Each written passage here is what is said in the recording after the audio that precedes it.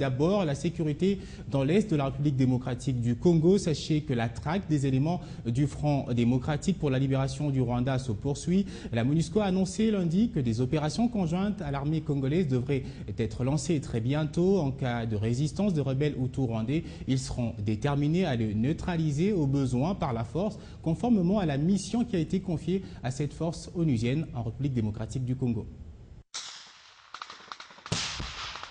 Après la fin de la rébellion du M23, la débandade des rebelles ougandais de l'ADF, des opérations conjointes FARDC-MONUSCO devraient être lancées très bientôt contre les rebelles hutus-rwandais des forces démocratiques de libération du Rwanda. Dans sa mission de neutralisation des groupes armés de la partie est de la RDC, l'option privilégiée par la MONUSCO était de voir les FDLR et les autres groupes rebelles se désarmer et intégrer le processus des démobilisations, a fait savoir le porte-parole militaire de la mission onusienne, Félix Prosper-Basse. Nous sommes dans le cadre des préparatifs des opérations conjointes des forces armées de la République démocratique du Congo et de la MONUSCO doivent être lancées très bientôt, mais elles n'ont pas encore commencé. Nous aménageons notre dispositif et nous ajustons nos effectifs sur le terrain en vue de traquer les rebelles Hutus des FDLR et les autres groupes armés. Nous continuons à mettre la pression afin de les forcer à déposer les armes. L'opération n'a pas encore débuté, mais ses conséquences sont tout de même déjà visibles sur le terrain. Selon les autorités coutumières de la région de Luofo, dans la nuit de dimanche à lundi, des miliciens FDLR ont battu en retraite devant la progression d'un régiment FARDC dans cette localité. Dans la zone de Tongo, située à 60 km au nord de Goma, un témoin a indiqué avoir vu dimanche les FARDC démanteler un petit camp de FDLR qui avait pris la fuite devant la progression commune de troupes de l'armée et de la MONUSCO.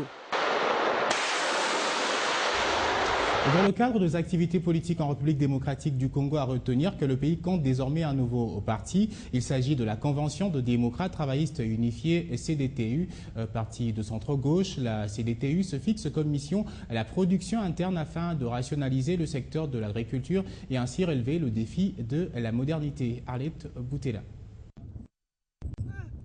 L'homme, la recherche, la création et l'entreprise, voilà les 4 points sur lesquels se fonde la Convention des démocrates travaillistes unifiés, dernier né de la sphère politique congolaise. Jeune mais déjà très ambitieux, il s'engage selon ses initiateurs à la révolution du Congo. Nous avons compris que nous devons y aller par l'unité dans la diversité, l'unité par le travail.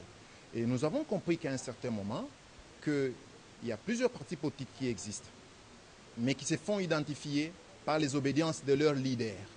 Et que nous avons estimé avec les camarades et nos amis, nous ne voulons pas tomber dans cette attitude de bas étage. Nous voulons avoir un parti politique qui aura un caractère national. Nous ne voulons pas avoir un parti qui va être identifié par un leader ou par rapport à sa province. C'est ce qui a fait que nous nous disons non. Travail, oui, comme vecteur du développement.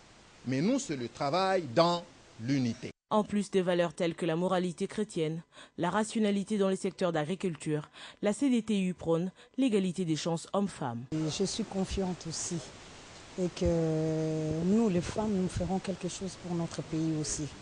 Et nous allons mettre la main dans la pâte. Avec le comité restreint, ce nouveau parti espère s'implanter sur toute l'étendue du territoire national avant les prochaines élections. Du 10 au 14 mars, le gouvernement congolais, par le biais du ministre de l'Agriculture et le Fonds international de développement agricole, réfléchissent grâce à un programme pour appuyer le secteur de l'agriculture en République démocratique du Congo. Ce programme, à printemps, devra se concrétiser par la mise en œuvre du programme d'appui au pôle d'approvisionnement Papakine qui va desservir Kinshasa en produits vivriers et maraîchers. Et l'une des provinces pilotes qui desservent Kinshasa, c'est le Bandundu, bien sûr, représenté à cette rencontre par son gouverneur. Il s'appelle Jean Kamisendo. Lorsque nous avons reçu l'invitation de ce programme, le programme d'appui au pôle d'approvisionnement de la ville de Kinshasa en produits vivriers, nous avons crié et nous nous sommes dit que ce programme s'intéresse aux provinces de Bandundu et du Bas-Congo qui approvisionnent la ville de Kinshasa. C'est en ces termes que le gouverneur de la province du Bandundu a reconnu l'impact de cette rencontre.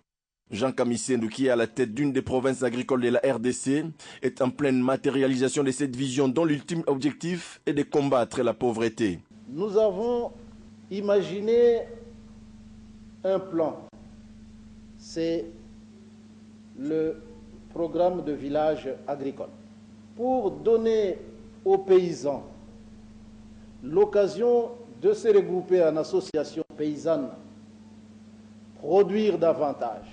En participant à cette rencontre initiée par les Fonds internationaux de développement agricole et le gouvernement central représenté ici par son ministre de l'Agriculture, le gouverneur du Bandundu estime qu'il est temps pour que le pays focalise son attention sur les populations rurales. Nous avons réussi à réhabiliter et à entretenir 4016 km pour environ 4500 emplois créés.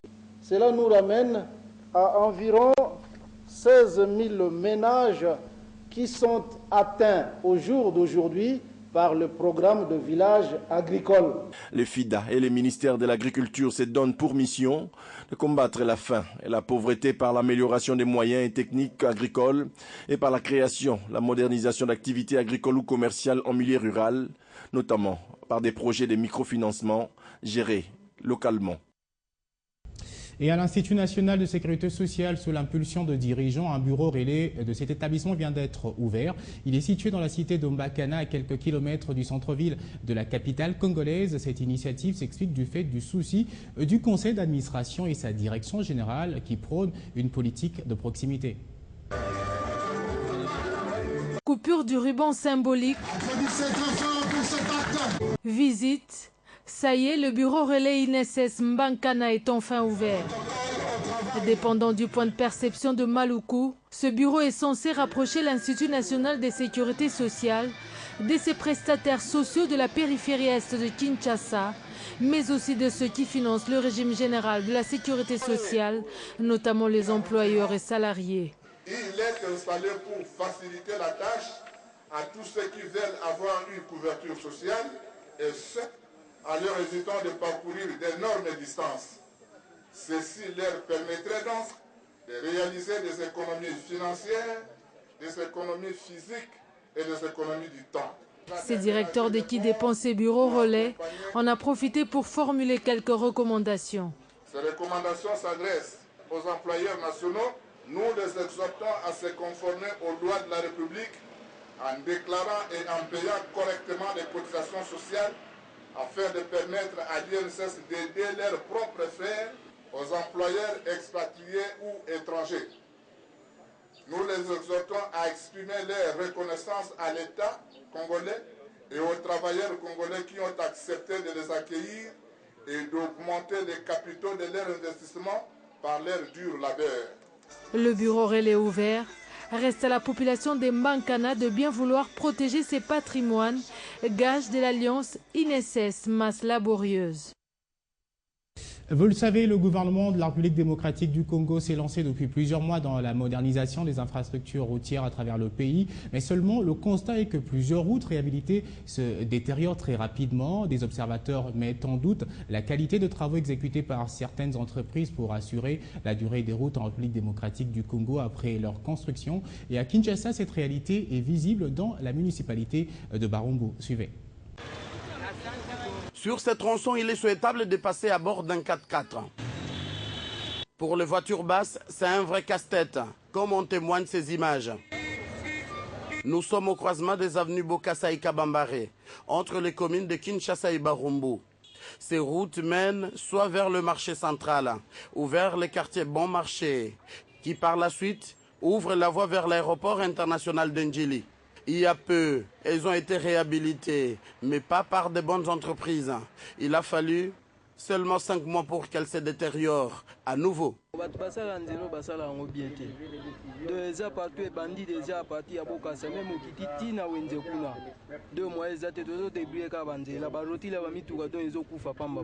Ce que nous remarquons, ce sont des vols. D'abord, ce sont des gens qui volent l'État dans toutes les conséquences. Ce sont des ingénieurs congolais qui ont à la base de ça, parce que souvent, une bonne conscience du travail. Ils ont souvent toujours il prend l'argent, il bouffe l'argent, il fait n'importe quoi. Voilà maintenant le résultat de cet avenir. Ces usagers mettent en doute l'expertise de certaines entreprises commises aux travaux de réhabilitation des routes, appelant le gouvernement à plus de rigueur et d'exigence lors de l'octroi des marchés. Voilà qui met en doute la qualité du travail de certaines entreprises de construction qui gagnent des marchés mais sans donner de bons résultats. Pourtant, le gouvernement de la République a déboursé un paquet d'argent pour répondre à la nécessité de la révolution de la modernité. Volet route à Kinshasa. On va parler cette fois du Sankuru, un de 3 grands districts qui composent la province du Kassai oriental au cœur du Congo-Kinshasa. Ce coin enclavé du pays est à la recherche des solutions efficaces aux problèmes de son développement intégral et surtout le volet économique. Fabien Lumbala et Dan Landou de Télé 50 qui ont été dans la suite du sénateur Sheoki Tundu dans cette partie du pays nous en parlent dans ce reportage. Au-delà des solutions trouvées comme la réhabilitation de quelques routes par cantonnage manuel, grâce aux travaux exécutés dans le cadre du programme quinquennal du chef de l'État, Joseph Kabila, volet infrastructure routière, ce district, avec ses 6 territoires, n'a aucune institution bancaire commerciale susceptible de faciliter la paie des agents et fonctionnaires de l'État et accompagner son développement économique. Voilà toute l'importance du lobbying mené par un des fils du terroir, le sénateur élu du Kassai oriental, Léonard Sheoki Tundu, auprès de plusieurs banques. Une action couronnée de succès, car la Raobank, qui a favorablement répondu à cet appel de l'élu du peuple, a effectué du 4 au 9 mars une mission d'exploration dans ce Congo profond.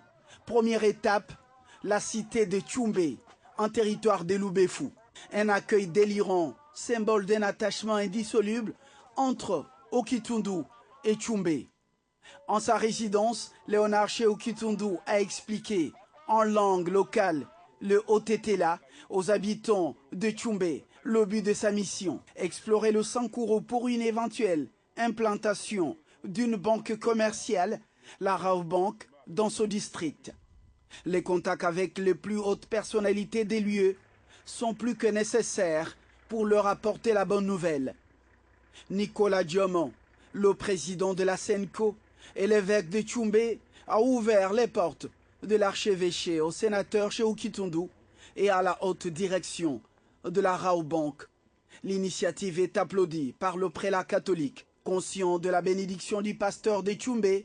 Sheoki Tundu et la haute direction de la Raobank ont pris langue avec les délégués de toutes les forces vives de la cité. Leurs échanges ont porté sur l'opportunité d'une agence de l'Institut bancaire commercial sur place. Des arguments que Thierry Témens devra transmettre au conseil d'administration de la Raobank pour une décision finale.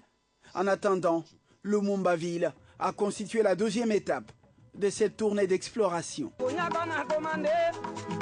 Direction Équateur, où les marchés de la ville de Mbandaka, chef-lieu de la province, deviennent de plus en plus sales. On y retrouve des immondices à chaque petit pas, créant ainsi l'insalubrité publique. Ainsi, soucieux d'envisager des pistes de solutions et offrir à ses vendeurs et vendeuses un cadre meilleur, le gouverneur intérimaire Sébastien Impeto a effectué une descente de sensibilisation. Et dans l'entretemps, le gouverneur de l'Équateur, lui, Alphonse Kouagalo, a annoncé ce mardi son retour imminent à Mbandaka, chef-lieu de l'Équateur.